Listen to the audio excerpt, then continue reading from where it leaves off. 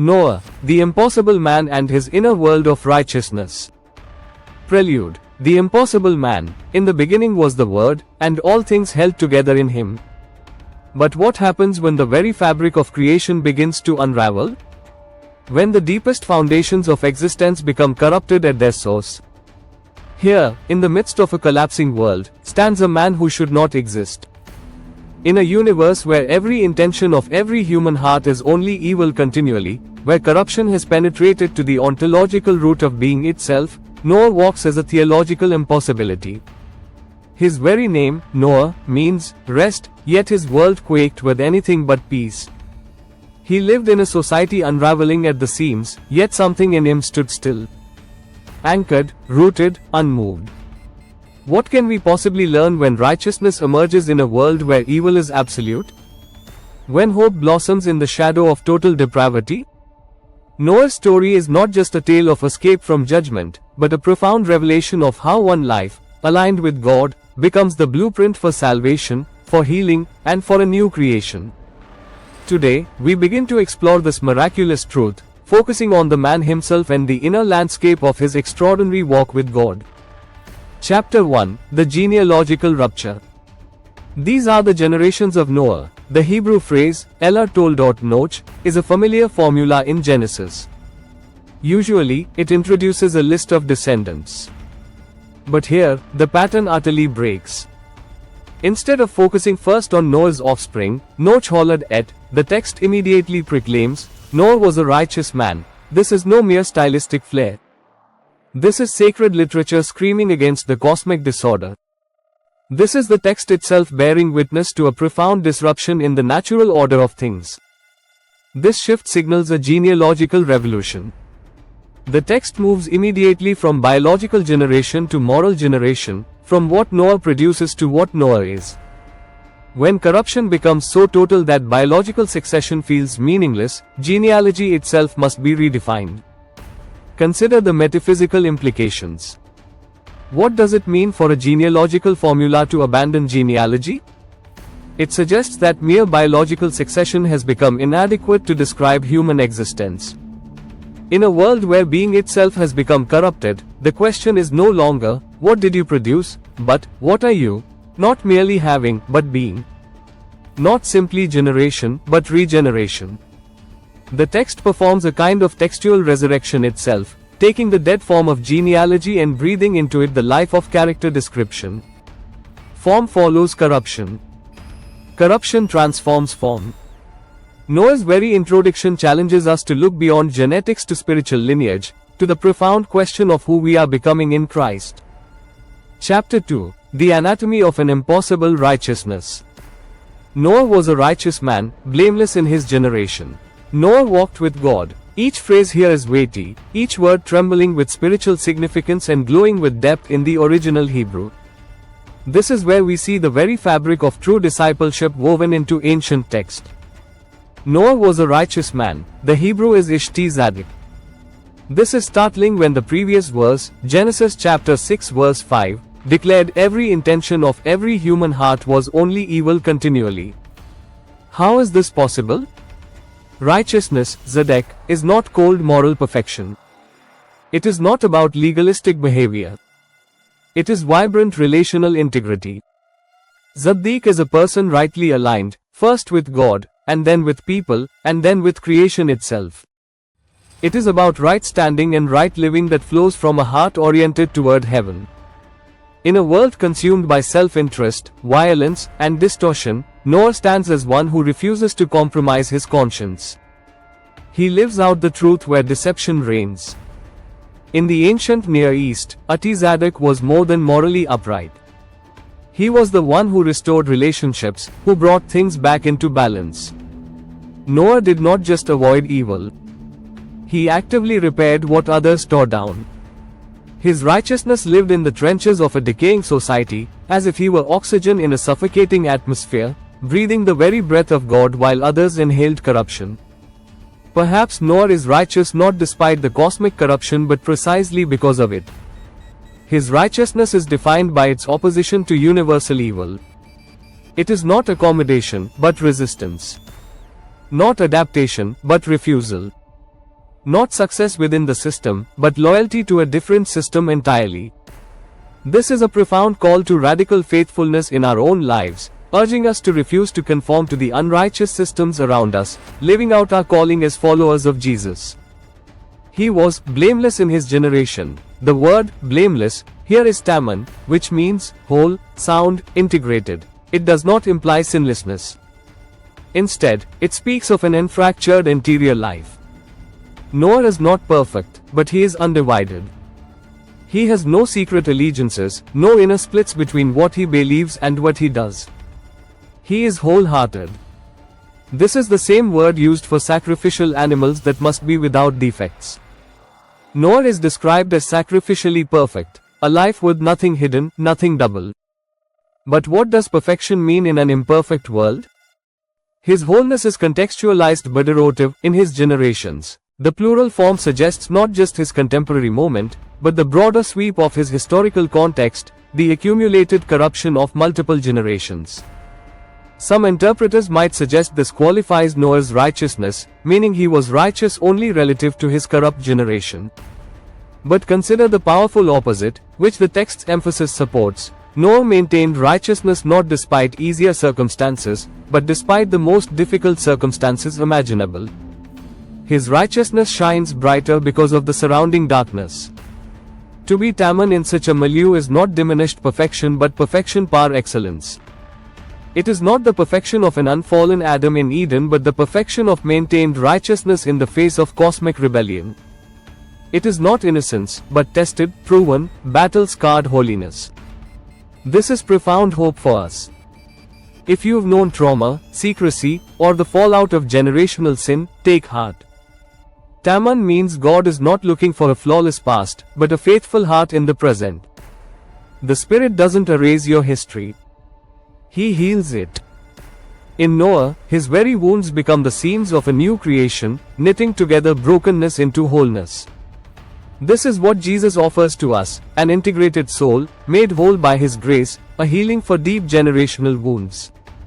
Noah walked with God. The Hebrew, et Elohim hithalech noch, means, with God walked Noah.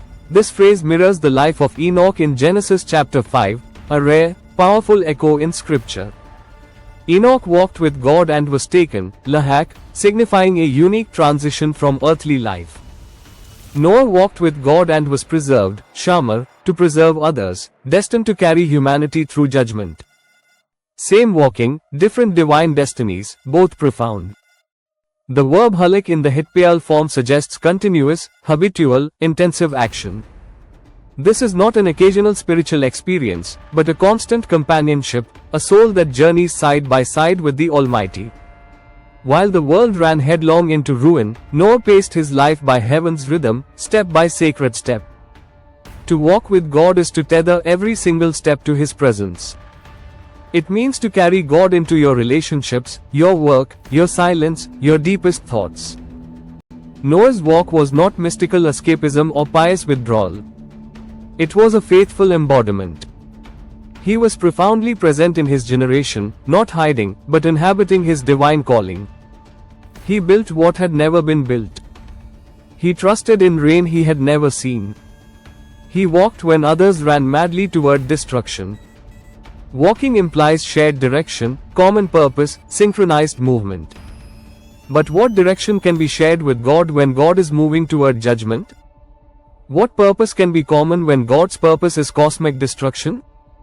This is the profound mystery of grace. To walk with God in a doomed world is to carry within oneself the terrible knowledge of coming judgment while maintaining faithfulness to the God who judges justly. Noah's walk with God may be an extended intercession, like Abraham later arguing for Sodom, Noah walking alongside the God who must destroy the world, sharing the divine anguish over what must be done. This is what the ancients meant when they spoke of holiness, not withdrawal, but walking. One step at a time. One, yes, after another. A daily pilgrimage through fog, pain, fatigue, and yet forward, always forward. This is the very essence of the call to follow Jesus today, to walk with Him, step by step, through every season of life, trusting His perfect plan. Chapter 3, The Theological Interruption. The paradox of righteousness and corruption. The narrative is utterly unsparing about the world's ruin. Following Noah's introduction, the text repeatedly describes the pervasive wickedness from Genesis chapter 6 verse 5-7, confirming that every intention of every human heart was only evil continually. Now, Noah is declared righteous. This sets up a startling paradox. Is Noah exempt from this universal condemnation? Was he a lone, pristine island in a sea of depravity? No, his righteousness does not contradict the total corruption, but coexists with it in profound tension.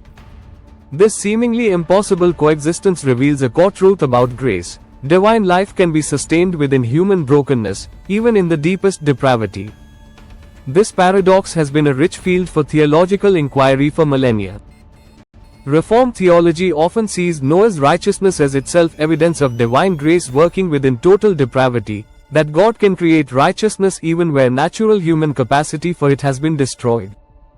Arminian theology might suggest that Noah represents the possibility that some retain the capacity to respond to God even in the worst circumstances, a preserved flicker of free will, a cooperation with grace. Barthian theology could propose that Noah's righteousness is not merely human righteousness at all, but divine righteousness exhibited in human form, a theophanic presence in cosmic darkness. Perhaps all these approaches touch upon aspects of the deeper mystery. That Noah represents not human capacity preserved, but divine capacity exercised.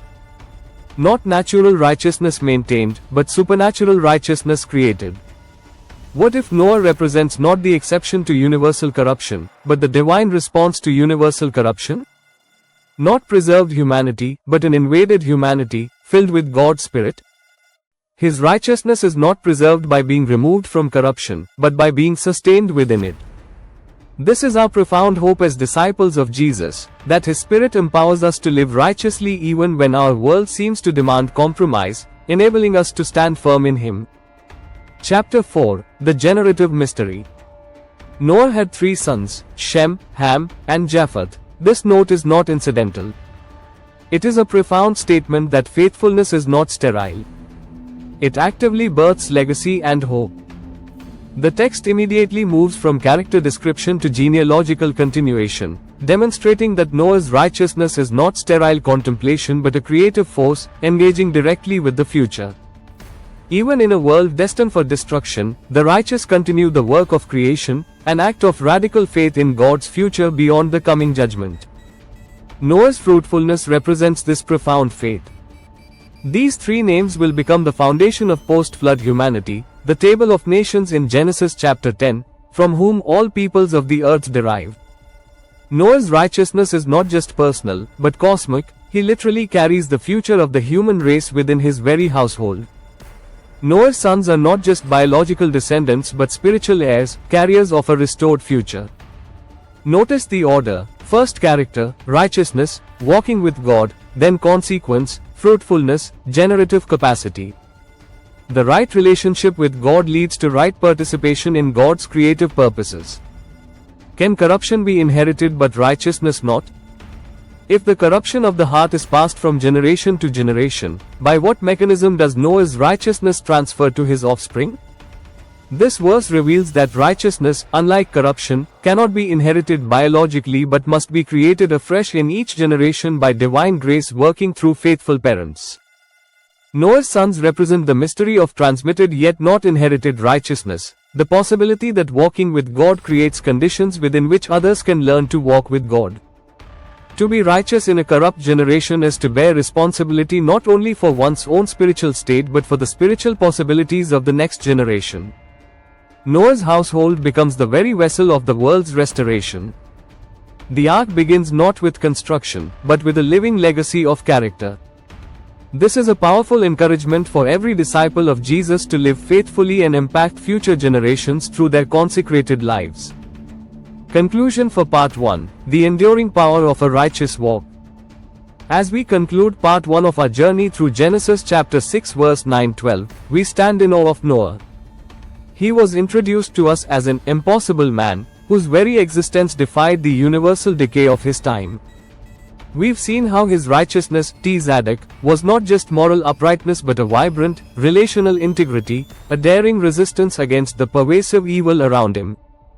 We've delved into his blamelessness, tamim, understanding it not as sinlessness, but as a hard-won inner wholeness, a profound healing that stitched together the brokenness of his own lineage and time. And perhaps most powerfully, we've witnessed his intimate walk with God, halak et ha Elohim, a continuous, daily pilgrimage that made him a conduit for divine grace in a world rushing toward judgment. Noah's story in these first verses is a profound testament to the power of a single life consecrated to God. His existence reminds us that even when the world is utterly corrupt, when every intention seems only evil, God can still raise up a remnant, a vessel of His grace. His righteousness was not natural, but supernatural, a divine gift that enabled him to live differently. And from this deep well of internal integrity, new life sprung forth in his sons, a generative mystery carrying the seed of a future world. This first part challenges us to look inward. Are we walking with God daily? Are we striving for that inner wholeness, that integrity that heals our own past and sets a new course for our future? Noah's life calls every disciple of Jesus to radical obedience and profound intimacy with the Father. It assures us that our personal walk with God, no matter how quiet or unseen, has cosmic significance. It is the very foundation of hope for a world that desperately needs to see lives lived in divine alignment. In our next session, we will explore the terrifying reality of the world that Noah faced, delving into the pervasive corruption and violence of Genesis chapter 6 verse 11-12. But more importantly, we will discover how Noah's story culminates in the ultimate ark, Jesus Christ, and how we are called to be ark builders in our own generation, carrying His light and healing into a broken world. Until then, ponder the radical call to walk with God, just like Noah.